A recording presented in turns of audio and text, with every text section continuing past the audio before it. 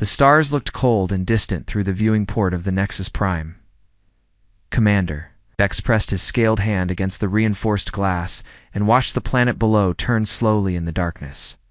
Kepler 442, C hung in space like a green and brown jewel, beautiful from this distance. But Vex knew better than to trust appearances. Status report, Vex said without turning around. His voice carried the authority of someone who had survived 15 years of deep space. EXP-LORATION. Dr. Thane looked up from his instrument panel. The insectoid scientist's eyes blinked in sequence as he processed the incoming data. Scans confirm previous classifications, Commander. KEPLER-44-C remains a Class 12 Deathworld. Atmospheric composition is toxic to most known species. Surface temperature fluctuates between freezing and boiling depending on location. Life forms. The Ravager's security officer, Nira, interrupted, her crystalline body reflecting the blue light from the control panels. Exoskeletons harder than military-grade armor. Acid for blood. Pack hunters with intelligence levels that approach sentience. Vex finally turned away from the viewing port. How many survey teams have we lost to this planet? The last one made it exactly 47 minutes on the surface before all communication ceased. The bridge fell silent. Everyone aboard knew the stories. Ravagers didn't just kill intruders, they studied them first. They learned. They adapted. The few emergency beacons that had been recovered told tales of systematic hunting that lasted for hours. The creatures seemed to enjoy the chase. And yet here we are, Vex said, settling into his command chair. The Galactic Mining Consortium believes there are rare minerals down there worth the risk? Worth our risk, Nira corrected with a bitter tone. They sit safely in their offices while we dance with death? Vex couldn't argue with that. The mining consortium paid well for surveys of dangerous worlds, but they never sent their own people. That job fell to species like his own, the Saurid, would evolve from predators and still retain some of their ancestral toughness. Begin the mineral scan, Vex ordered. Standard orbital survey only. No probes, no landing parties, no unnecessary risks. We map what we can from up here and file our report. Thane's claws clicked against his control interface, initiating deep surface scanning now. This should take approximately 6 hours to complete full planetary coverage. The next few hours passed peacefully. The crew of the Nexus Prime had done this kind of work many times before. Orbital surveys were routine, even around Deathworlds. Stayed high, they stayed safe, and they gathered their data from a comfortable distance. But as Thane's scans penetrated deeper into the planets, a surface, something unusual appeared on his screens. Commander Thane said, his voice carrying a note of confusion. I'm detecting artificial structures on the surface? Vex looked up from his reports. Artificial how? Regular patterns. Geometric shapes. Definitely not natural formations. No. Adjusted as instruments, the structures appeared to be habited. Nira leaned over Thane's shoulder to look at the data. Her crystalline features reflected the light from his screens in strange patterns. That's impossible. Nothing survives on Class 12 Deathworlds except the indigenous predators. Show me, Vex commanded. Thane transferred his data to the main viewing screen. The image that appeared showed a settlement of some kind. Buildings. Arranged in organized patterns, fields that looked like agriculture, roads connecting different sections of the community. How big? Vex asked. Approximately 2,000 structures. Population estimate. ... double quotes. To run calculations, between 8 and 12,000 individuals. The bridge fell silent again, but this time it was the silence of shock rather than respect for the dead. What species? Nira asked. Thane worked frantically at his controls. Biosignatures are ... This is strange. The readings matched no known galactic species in our database. Unknown species surviving on a Class 12 Deathworld, Vex mused. This changes everything. We need to report this immediately. Wait, Thane said, still studying his instruments. I'm getting clearer readings now. The biosignatures. Commander, these appear to be human. Vex felt his blood turn cold. Humans? We're new to the galactic community. It only made contact 5 years ago. and most of what the galaxy knew about them came from carefully controlled diplomatic meetings. But there were rumors, dark rumors about the world they came from. You certain? Vex asked. As certain as I can be from orbital distance. The thermal signatures, the movement patterns, the settlement organization, it all matches human characteristics. Nira moved closer to the viewing screen. How is this possible? Humans are supposed to be a primitive species that just discovered. Faster than light travel. Maybe they're not as primitive as we thought, Vex said quietly. Thane continued his scans. Commander, there's more. Settlement appears to be expanding. New construction is taking place. The fields are larger than they were on the last survey images from 2 years ago. Significantly larger. Vex stared at the image on the screen. Human settlement. On a world where the most advanced galactic military forces couldn't survive for an hour? Not just surviving, but thriving. What about the Ravagers? Nira asked. Thane checked his biological scanners. Present and active throughout the planet. Large populations, normal behavior patterns, but ... double quotes. But what? The area immediately around the human settlement shows significantly lower Ravager activity. It's as if they're avoiding the humans. Vex felt a chill run down his spine. In all his years of exploration, he had never heard of any predator avoiding prey on a Deathworld. Predators on such worlds were typically aggressive beyond reason, attacking anything that moved. Commander Thane said, his voice barely above a whisper. I'm detecting something else. Energy signatures from the human settlement. They're broadcasting. Broadcasting what? Communications, internal network traffic, and, Commander, they know we're here. The main screen flickered, and suddenly they were looking at a new image. A human face appeared on their display. Female, with dark hair and intelligent eyes. She was speaking, but the translation systems took a moment to process her language. Orbital vessel, the human said. This is Borum, administrator of New Busan Colony. We've been monitoring your scans for the past 3 hours. Would you like to talk? Vex stared at the screen in amazement. Not only were humans surviving on a Class 12 Deathworld, but they had detected his ship and managed to establish communications. Without his knowledge, how did they... Nira began, but Vex held up a hand for silence. This is Commander Vex of the Galactic survey ship Nexus Prime, he replied. We are conducting a routine mineral survey of your planet. Biorum smiled, and something in that smile made Vex very nervous. We know. We also know that 17 previous survey teams have failed to complete their missions here. Would you like to know why we succeeded where they failed? Vex looked at his crew.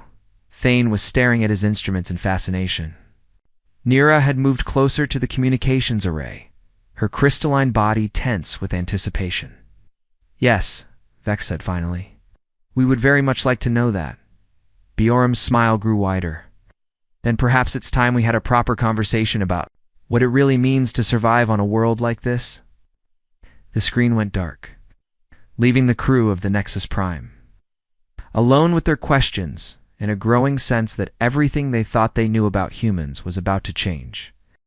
Commander Vex stared at the blank screen for a long moment. The human woman's face was gone, but her words still echoed in his mind. He had explored dangerous worlds for 15 years, but he had never encountered anything like this. Sir Doctor, Thane said quietly. What are your orders? Vex turned to look at his crew. Security Officer Nira's crystal body was glowing brighter than usual, a sign she was stressed. Thane's 4 eyes were focused on his instruments, waiting for direction. Says we should report to Galactic Command immediately, Vex said slowly. An unknown species surviving on a Class 12 Deathworld is a major discovery. But, Nira said, reading his hesitation. But we might learn something important if we talk to them first, Vex finished. How long before our next scheduled check-in?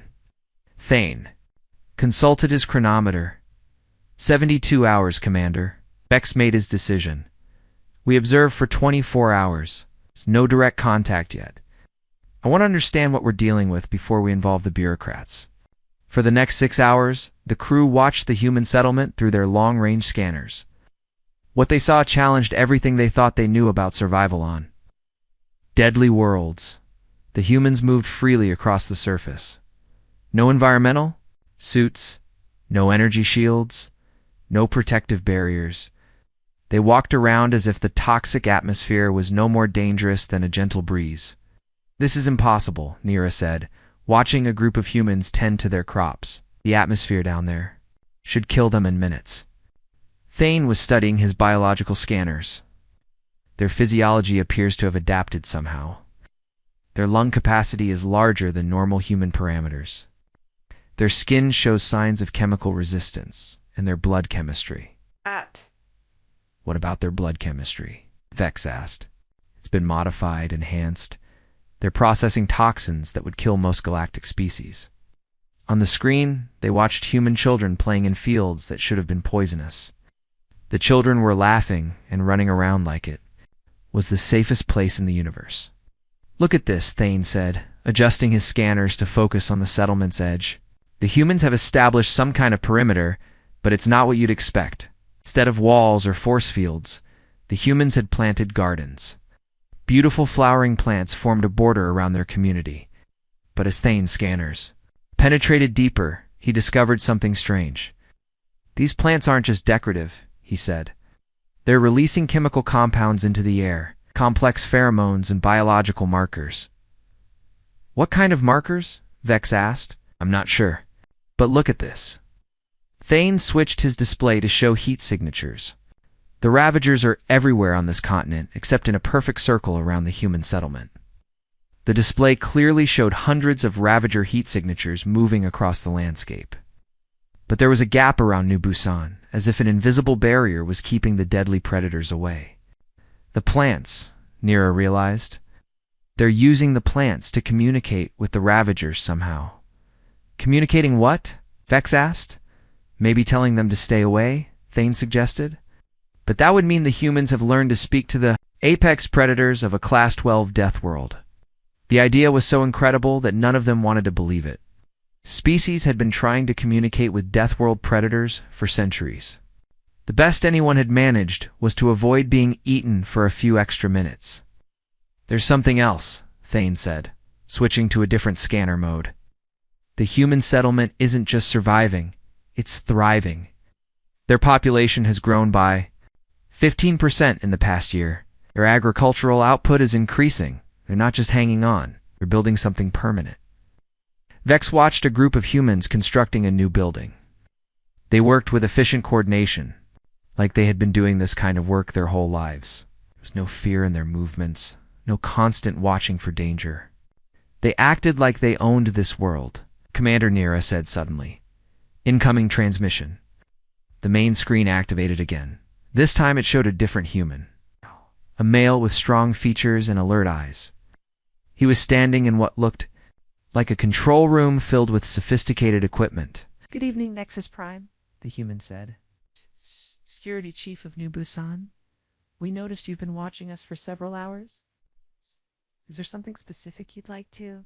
No. Vex exchanged glances with his crew. The humans weren't just aware of their observation. They were tracking it precisely. "This is Commander Vex," he replied. "We're curious about how you've managed to survive on this world. Our records show that 17 previous expeditions have failed here." Wu Jin nodded seriously. "We know about the other teams. We found some of their equipment over the years. Would you like to see what happened to them?" Before Vex could answer, Wu Jin gestured to someone off-screen. The image changed to show a collection of salvaged gear. Weapons, scanners, communication, equipment, and environmental suits. All of it damaged by acid burns and claw marks. "The other teams made the same mistake," Wu Jin explained. "They came here thinking they could fight this world, brought weapons and armor, and tried to impose their will on the ecosystem. And you didn't." Vex asked. "You learned to listen first," Wu Jin said. "This planet has rules." "Oh!" Very specific. Rules. Break them, and you die.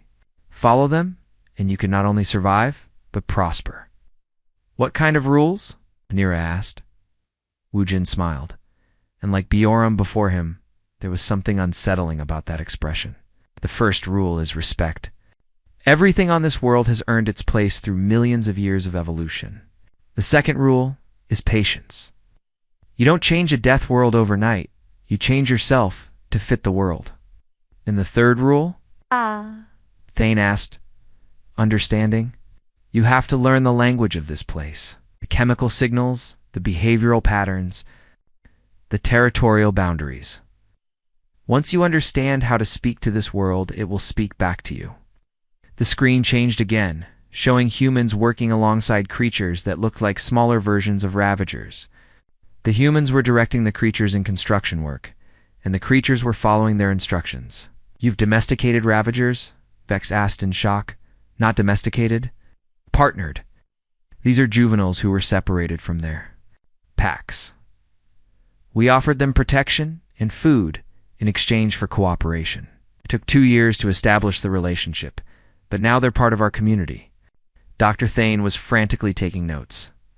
This is revolutionary. No galactic species has ever achieved cooperation with Deathworld predators. Most galactic species approach new worlds with conquest in mind, Wujin said. Humans learned long ago that conquest is expensive and temporary. Integration is cheaper and permanent. How did you learn this? Vex asked. Earth taught us, Wujin replied simply. Our homeworld is more dangerous than this one in many ways.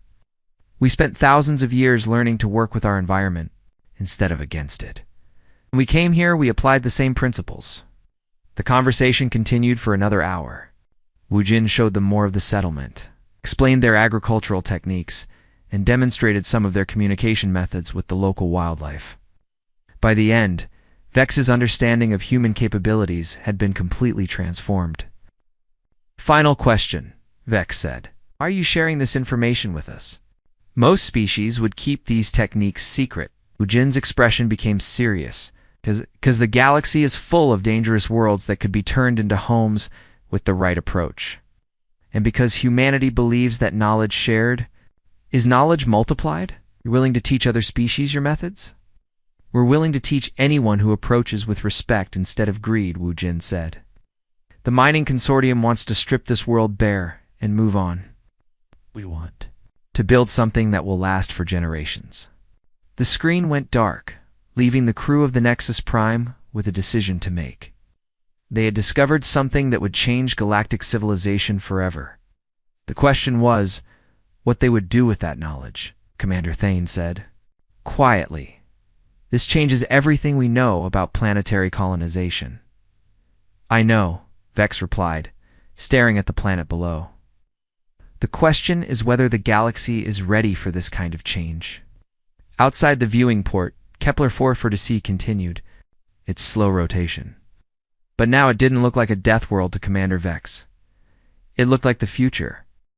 Commander Vex was studying the reports from the past 12 hours when Dr. Thane's urgent voice cut through the bridge's quiet hum. Commander, we have a problem. A big one. Vex looked up from his datapad. Thane's 4 eyes were all focused on. His biological scanners and his claws were clicking nervously against his controls. What kind of problem? Vex asked. Massive movement on the planetary surface. Ravager packs are converging from all directions toward the human settlement. Security Officer Nira moved quickly to Thane's station. Her crystal body reflected the red warning lights that had started flashing across his displays. How many? Counting over 200 individual Ravagers, maybe more. They're coming from every continent on the planet. Vex felt his blood turn cold. 200? That's impossible. Ravager packs never exceed 30 individuals.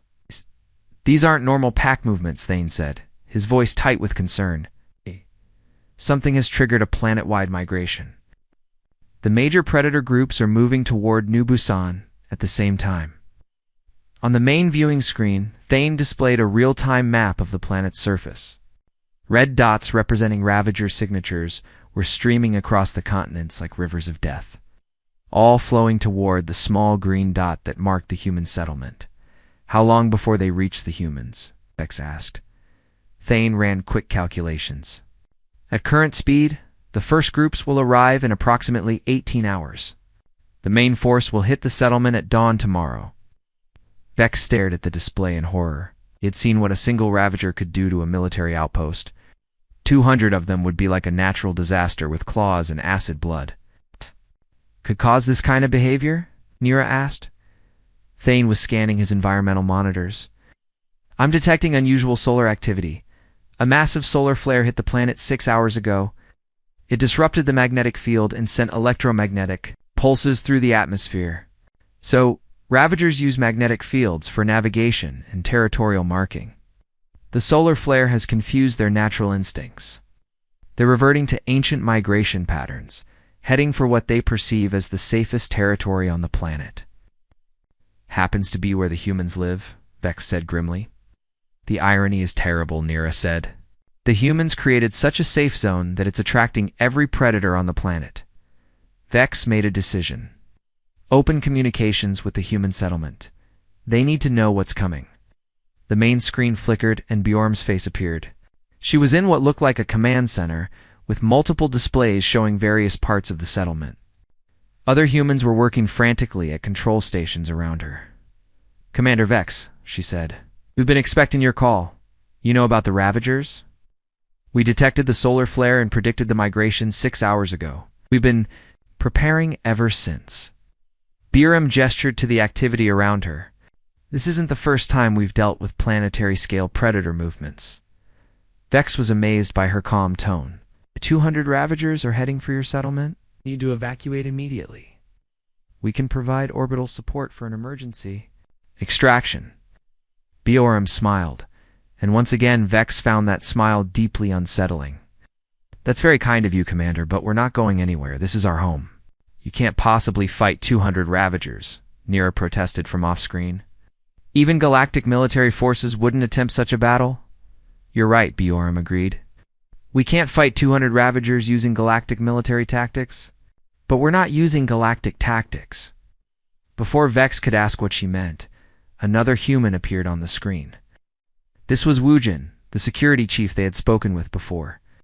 His expression was focused and determined. Commander Wujin said, Would you like to observe how humans handle a crisis? It might be educational. You're seriously planning to fight? Vex asked. We're planning to survive, Wujin corrected. Fighting is just one tool among many. Screen split to show multiple views of the settlement. Humans were moving with organized efficiency, but they weren't running away. Instead, they were setting up equipment, repositioning vehicles, and preparing what looked like defensive positions. What's your strategy? Thane asked, his scientific curiosity overcoming his concern. First we redirect, Bjorm explained. Not. All 200 Ravagers need to reach our settlement. We can convince many of them to go elsewhere. How pheromone broadcasters, Wujin said, pointing to teams of humans installing devices around the settlement's perimeter. We've learned to replicate the chemical signals that mark territory boundaries. We're going to make it smell like this area is already claimed by an even larger pack. Will that work? Nira asked. For about 60% of them, Bjorm said. The younger and less experienced Ravagers will avoid what they perceive as a territorial dispute. That leaves us with roughly 80 Ravagers to deal with directly. Vex shook his head. 80 is still impossible odds. Not if you know their weaknesses, Wujin said. Ravagers are incredibly dangerous, but they're also predictable. They follow specific behavior patterns that we've studied for 3 years. The screen, teams of humans were setting up what looked like large speakers around the settlement. Others were preparing vehicles loaded with strange equipment. What are those? Thane asked. Sonic disruptors, Bjorm explained. Ravagers use ultrasonic communication to coordinate their attacks.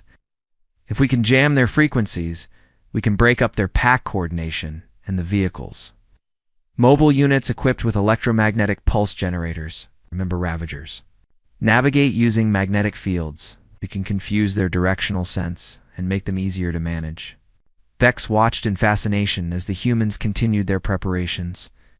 Everything they were doing was based on deep understanding of Ravager biology and behavior. This wasn't desperate improvisation. This was a carefully planned response to a crisis they had prepared for. There's one more thing, Wujin said, and his expression became more serious. Some of the Ravagers will still make it through our countermeasures.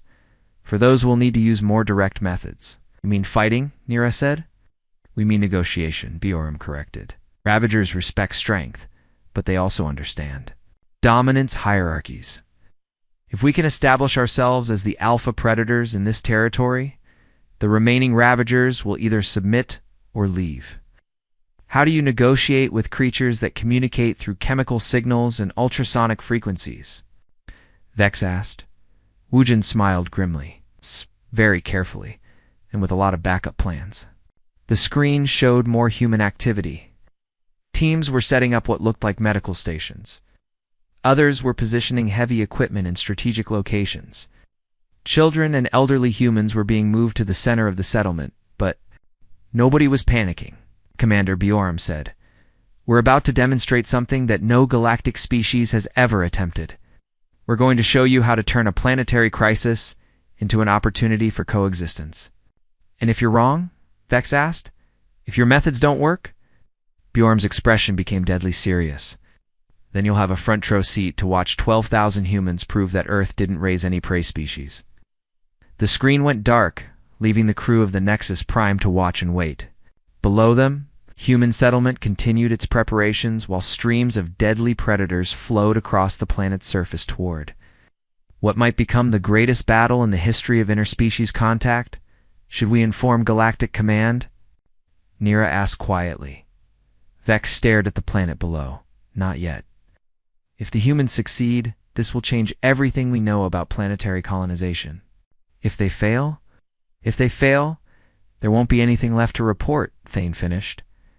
Outside the viewing port, the first groups of Ravagers were already visible on the long-range scanners. Moving through the night toward their appointment with humanity, the real test was about to begin. Dawn broke over Kepler 44 to see with the sound of death approaching. From the bridge of the Nexus Prime, Commander Vex watched through his long-range scanners as the first wave of Ravagers crested the hills surrounding New Busan. Even from orbit, the creatures looked terrifying. 12 feet of armored death, moving with deadly purpose toward the human settlement. Ravager count confirmed at 87 individuals, Dr. Thane reported, his voice tense. The pheromone barriers worked better than expected. Is still enough to destroy any known military force, Security Officer Nira finished. On the main screen, they watched the human settlement come alive. But instead of panic, there was calm organization. Humans moved to predetermined positions with the efficiency of a species that had done this many times before. Communications from the surface, Thane announced. Wujin's face appeared on the U.S. screen. Behind him, other humans were working at control stations while displays showed the approaching Ravager force. Good morning, Nexus Prime, Wujin said calmly. The show is about to begin. I recommend you record everything. This is going to be educational. Before Vex could respond, alarms started sounding from the human settlement. The battle had begun. The first Ravagers reached the outer perimeter of New Busan just as the sun cleared the horizon. They moved in perfect coordination, their acid green blood visible through their translucent armor plates. I'll stick. Each creature was a living weapon that had evolved over millions of years to be the perfect killer. But the humans were ready. The sonic disruptors activated first.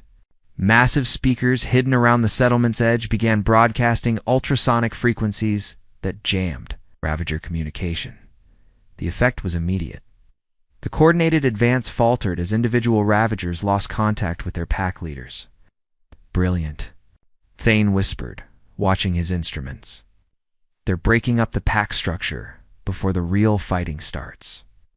Next came the electromagnetic pulse generators. Mobile units driven by human teams began broadcasting magnetic interference that confused the Ravagers' natural navigation systems. Creatures that had been charging directly toward the settlement suddenly veered off course, attacking empty ground or running in circles. 60% disruption rate, Wujin reported from the surface. Remaining Ravagers are adapting faster than expected. Switching to direct engagement protocols. What happened next shocked everyone on the Nexus Prime.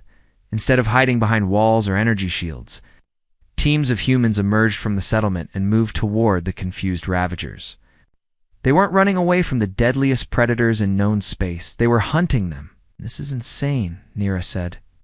Watching humans in simple protective gear advance on creatures that could tear through military armor. But as they watched, it became clear that the humans knew exactly what they were doing. The first human team encountered a Ravager that had broken free from the electromagnetic interference. The creature was massive, its claws dripping with acid and its armor plates gleaming in the morning sun. It should have killed the humans instantly. Instead, the humans moved like they had studied every detail of Ravager biology, stayed clear of the creature's claws, avoided its acid spray, and used its own momentum against it.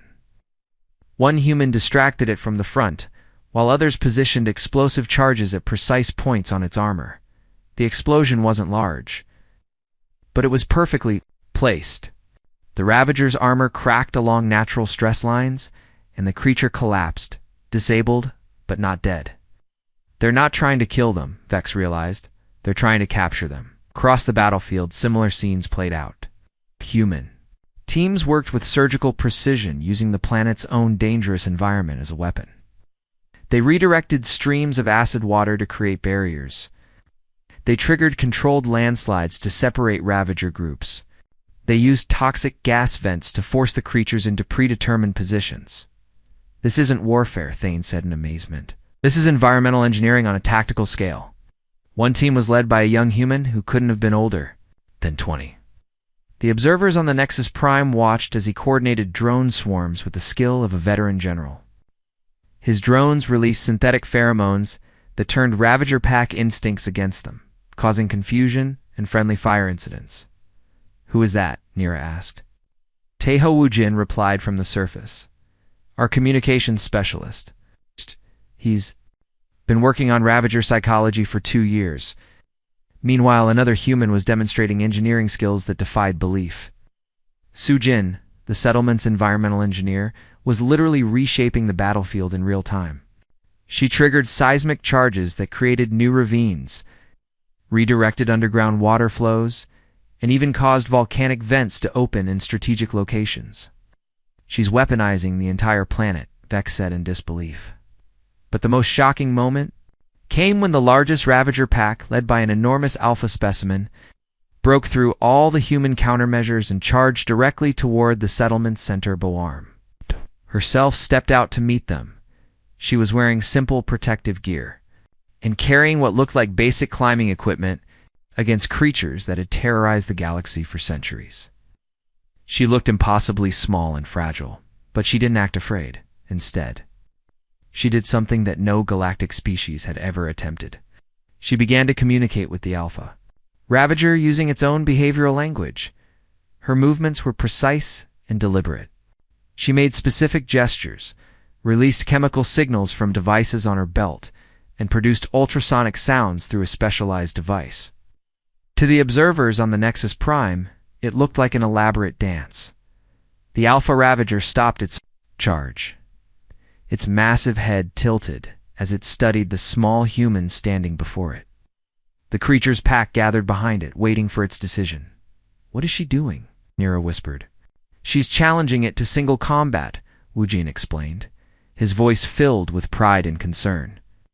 "According to Ravager dominance protocols, an alpha can be challenged by any creature that demonstrates sufficient courage and understanding of pack law." "That's suicide," Vex protested. "For most species, yes," Woojin agreed. "But Baram isn't most species, she's human." The combat that followed was unlike anything the galactic observers had ever seen. It wasn't a battle between predator and prey. It was a contest between two apex species, each representing millions of years of evolutionary perfection. The Ravager had size, armor, natural weapons, and the home field advantage. Boram had something else entirely. She had 3 years of studying every detail of Ravager anatomy, behavior, and psychology. She had equipment designed specifically to exploit their weaknesses. And she had the accumulated wisdom of a species that had learned to survive on a world even more dangerous than this one. The fight was brutal but brief. Boram didn't try to overpower the Ravager. Instead, she used its own reflexes against it. When it charged, she redirected its momentum into a carefully placed explosive charge. When it tried to spray acid, she had already moved to a position where its own anatomy blocked the attack. When it attempted to use its claws, She was inside its reach where the weapons couldn't reach her. The decisive moment came when Bioram managed to attach a neural interface device to the base of the Ravager's skull. The device had been designed by Tejo to transmit the specific electromagnetic patterns that Ravagers interpreted as dominant signals. The Alpha Ravager froze. Its massive body trembled as its brain processed signals that told it this small human was somehow its superior in the pack hierarchy. Slowly, impossibly, the creature lowered its head in submission. The effect on the remaining Ravagers was immediate. Seeing their alpha submit to a human, the entire force stood down. Some fled back to their territories. Others approached cautiously, seeking to understand their new place in the hierarchy. Impossible, Nira breathed. Not impossible, Wu Jin. Corrected? Just improbable? But humans have been doing improbable things for a very long time. As the battle ended, teams of humans moved among the disabled Ravagers, providing medical treatment and beginning the process of integration. It was clear this wasn't the first time they had done this. Commander Bioram's voice came through the communication system. She was standing next to the massive Alpha Ravager, which was now allowing human medical teams to treat its injuries. "I believe we owe you an explanation about what you've just witnessed," Vex said quietly. "I think you do," Bioram smiled. And for the first time, Vex understood what that smile really meant. It wasn't cruelty or aggression. It was the confidence of a species that had never encountered a problem they couldn't solve. "Welcome to the real reason humans succeeded where others failed," she said. "We didn't come to this world as colonists or conquerors. We came as what we've always been. The apex predators of the most dangerous world in known space." The implications of that statement hit the crew of the Nexus Prime like a physical blow. If humans were the dominant species on a world more dangerous than this one, what did that say about human capabilities? What did it say about their future role in galactic civilization? As they watched humans and Ravagers working together to clean up the battlefield, Commander Vex realized that everything the galaxy thought it knew about warfare, colonization, and interspecies relations was about to change forever. The aftermath of the battle was unlike anything Commander Vex had ever witnessed. Where he expected to see destruction and death, he saw humans and Ravagers working side by side. Medical teams treated wounded creatures with the same care they gave to injured humans. Engineers studied Ravager anatomy to design better cooperation tools. Children played near the massive predators as if they were friendly pets. "Request permission to land," Vex said suddenly. Dr. Thane looked up from his instruments in surprise. "Commander, I need to see this with my own eyes. The orbital scans can't be telling the complete story." Security Officer Nira's crystal body flickered with concern. "Sir, landing on a Class 12 Deathworld violates every safety protocol in the Galactic Survey Manual. The humans invited us down 3 days ago," Vex reminded her. "They can survive. Here, so can we. For a few hours, at least." 2 hours later, the shuttle from the Nexus Prime touched down on the landing pad that the humans had prepared. As the doors opened, Vex felt his breathing apparatus activate automatically. The atmosphere readings showed toxic levels of several compounds that would kill most galactic species within minutes. But the humans who greeted them wore no protective gear at all. Borum walked forward with a smile, breathing the deadly air, as if it were a gentle spring breeze. Behind her came Wu Jin, Tejo, and Su Jin, along with several other humans whose names Vex was still learning. "Welcome to New Busan," Bioram said warmly. "We're honored to have you visit our home." As they walked through the settlement, Vex's understanding of human capabilities continued to expand. What he had taken for simple buildings from orbital scans were actually marvels of engineering that worked with the planet's dangerous environment rather than against it.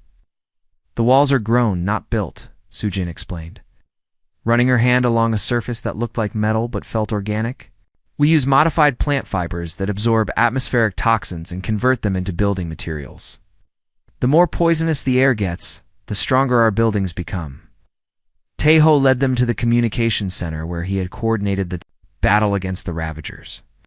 The equipment looked both advanced and primitive at the same time.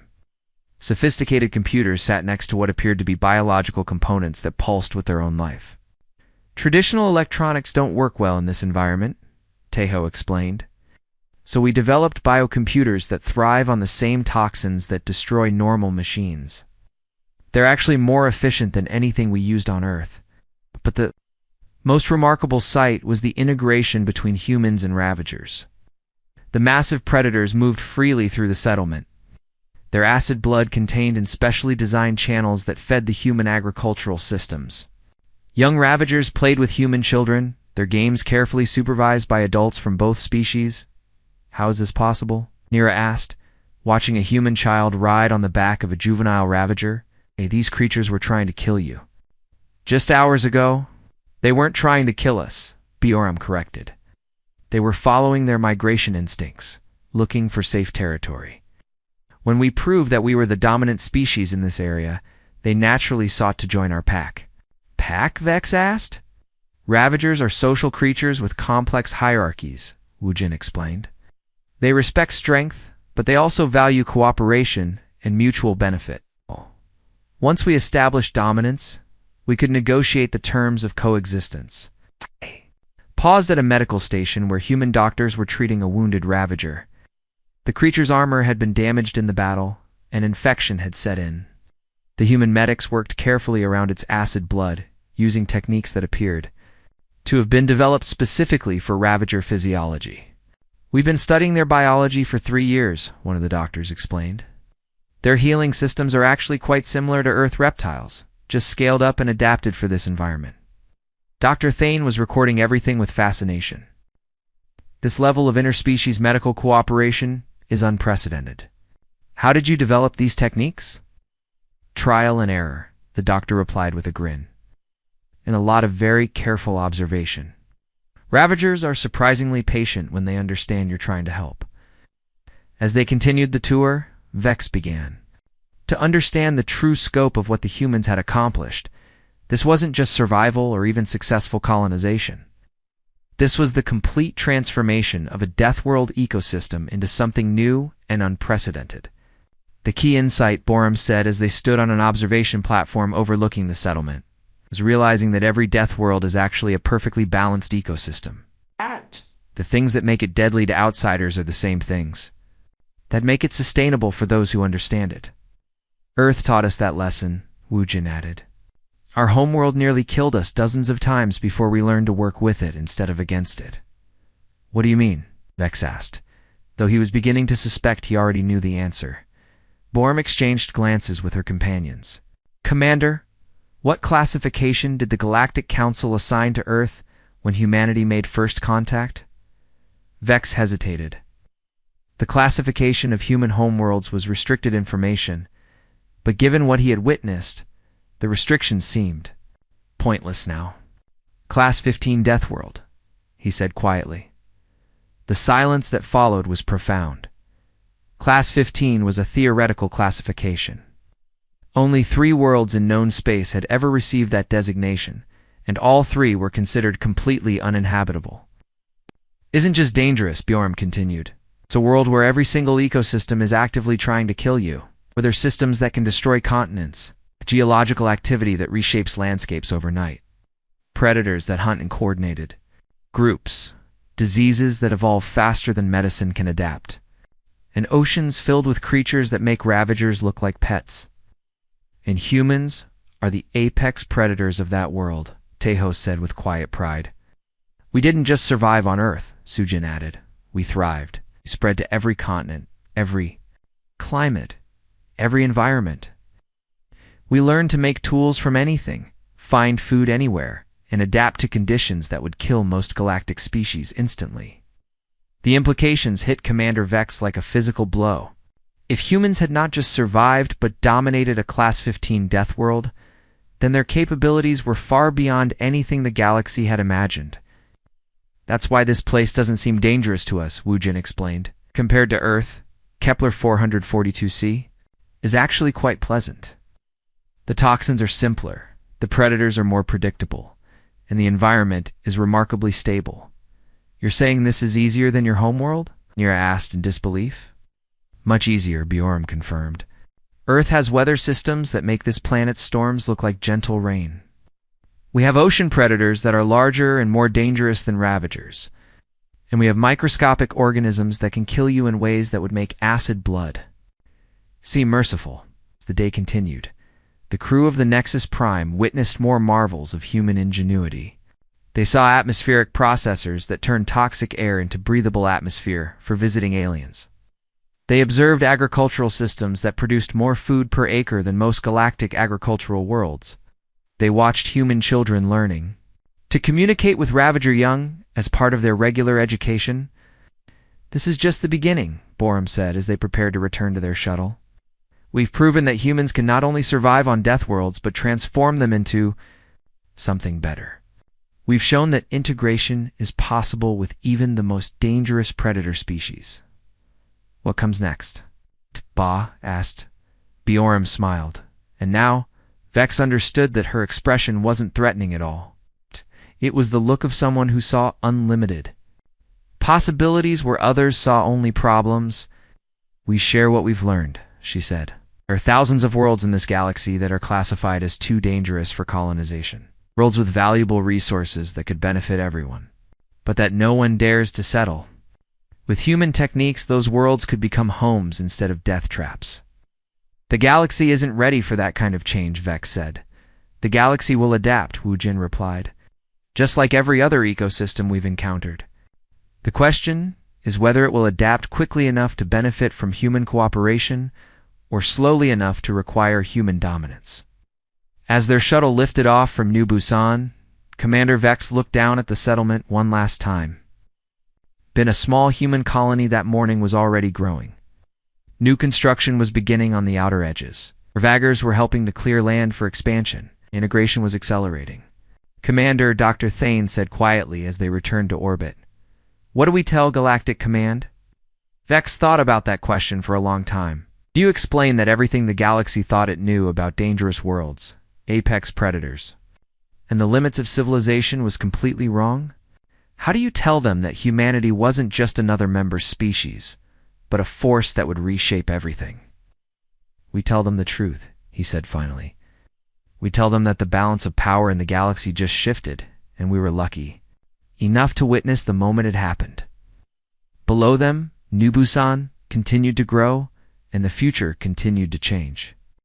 6 months later, Commander Vex stood on the observation deck of the Galactic Council station orbiting the neutral world of Centris Prime. Through the massive viewing windows, he could see dozens of ships from different species all gathered. For the most important meeting in galactic history, his report about the humans on Kepler-4 for to see had sent shockwaves through every government in known space. What had started as a routine mineral survey had become the discovery that would change everything. Commander Vex, a familiar voice called out behind him. He turned to see Borum approaching, wearing the simple clothes she preferred rather than formal diplomatic attire. Behind her walked Wujin, Taeho, and Sujin, along with something that made every other species in the station step back in fear. A fully grown Ravager walked calmly beside the human delegation. The massive predator wore a translation device around its neck and moved with the confidence of a being that had nothing to prove to anyone. Dorum, Vex said, offering the traditional sordid greeting. I'm surprised to see you here. Thought humans preferred to avoid galactic politics. Usually we do, Biorum replied with a smile. But when the entire Galactic Council demands an explanation for how we're doing the impossible, we figured we should probably show up. The Ravager beside her made a series of low-frequency sounds that the translation device converted into words. The pack leader speaks truth. Understanding requires presence. Vex stared at the creature in amazement. You've taught them galactic standard language? Korth taught himself, Taeho said proudly. Ravagers are much more intelligent than anyone realized. You just needed the right communication tools. As they walked toward the main assembly hall, other species gave them a wide berth. The sight of humans walking casually beside a Ravager had become famous throughout the galaxy, but seeing it in person was still shocking. How are the other colonies progressing? Vex asked. Better than expected, Sujin replied. We now have successful settlements on 12 different Deathworlds. Each one teaches us something new about integration and coexistence. And the Galactic Mining Consortium? Wu Jin's expression darkened slightly. Still trying to convince governments that strip mining is more profitable than sustainable development. That's partly why we're here today. They entered the massive assembly hall, where representatives from over 200 species had gathered. At the center of the room stood a holographic display showing Kepler 44 to see as it appeared now. The small human settlement had grown into a sprawling city that covered several continents. Ravagers and humans worked together in the images, building structures that defied traditional engineering principles. The current speaker was Ambassador Hrex of the consortium, a large reptilian being whose species had built their economy on dangerous resource extraction. The human methods are interesting, Hrex was saying, but they are also slow and inefficient. Our projections show that traditional mining operations could extract 10 times more valuable materials in half the time. The cost of completely destroying the ecosystem, Bjorn said quietly as she took her seat. But her voice carried throughout the hall, thanks to the advanced acoustics. Ambassador Hrex turned to face the human delegation. Administrator Bjorn, how generous of you to join us. Perhaps you can explain why the galaxy should abandon proven extraction methods for your untested theories. Bjorn stood up slowly. Around the hall, representatives from dozens of species leaned forward to hear her response. The past 6 months had made her the most famous human in the galaxy. Ambassador Hrex, she said calmly. How many mining operations has the consortium established on Class 12 Deathworlds? That's not relevant to the discussion, Hrex replied, but his discomfort was obvious. The answer is 0, Bjorn continued. In 300 years of galactic civilization, no one has successfully established permanent operations on any world classified as Class X or higher. But humans now have thriving colonies on 12 such worlds, with more being established every month. She gestured to the holographic display. Kepler 44 to C now produces more rare minerals per year than any consortium mining operation, while simultaneously supporting a growing ecosystem and an expanding population. Our methods aren't just sustainable, they're more efficient. Ambassador Hrex's scales darkened with anger. Impossible. Our Computer models prove that extraction-based operations are mathematically superior. Your computer models, Tejo said, standing up beside Bjorn, assume that you're working against the planetary environment. Our models assume cooperation with it. That's why your operations fail on dangerous worlds and ours succeed. The Ravager. Korth rose to his impressive full height. His translation device activated as he spoke. Small thinking beings see only taking, pack thinking beings see growing. Humans think like pack. This is why humans succeed where others fail. A ripple of shock went through the assembly. This was the first time most of them had heard a Deathworld predator speak at a galactic gathering. Dr. Thane, who had been invited as an expert witness, activated his own display. The data supports the human position. Traditional mining operations on dangerous worlds have a 97% failure rate. Human integration methods have a 100% success rate across 12 different world types. 12 worlds is hardly a significant sample size. Ambassador Hrex protested. Right, Bjorn agreed. Which is why we're prepared to demonstrate our methods on a larger scale. She activated her own holographic display, showing a star map with hundreds of worlds marked in red. These are the worlds that the Galactic Council has classified as too dangerous for colonization. Worlds with valuable resources that could benefit everyone, but that no one has been able to settle safely. What are you proposing? Asked the council speaker, an ancient being whose species had founded the galactic government. Partnership, Wu Jin said simply. We teach our methods to any species willing to learn. In exchange, we work together to transform these deadly worlds into thriving communities that benefit everyone. And if species refuse to learn, asked. Ambassador Vex, who had been promoted after his report on human capabilities, Sujin smiled. Then we continue expanding on our own, but we'd prefer to share the benefits. The hall erupted in discussion as representatives from different species debated among themselves. Some were clearly interested in learning human techniques. Others, particularly those allied with the mining consortium, seemed hostile to the idea. "There's something else," Bjorn said, and her voice cut through the noise. "Something that all of you need to understand about what's really happening here." The hall fell silent. "The galaxy is about to change whether you want it to or not," she continued. "Human expansion into dangerous worlds isn't just about resources or territory. It's about survival. You see, we've discovered something disturbing in our exploration of this region of space." She activated a new display showing long-range astronomical data.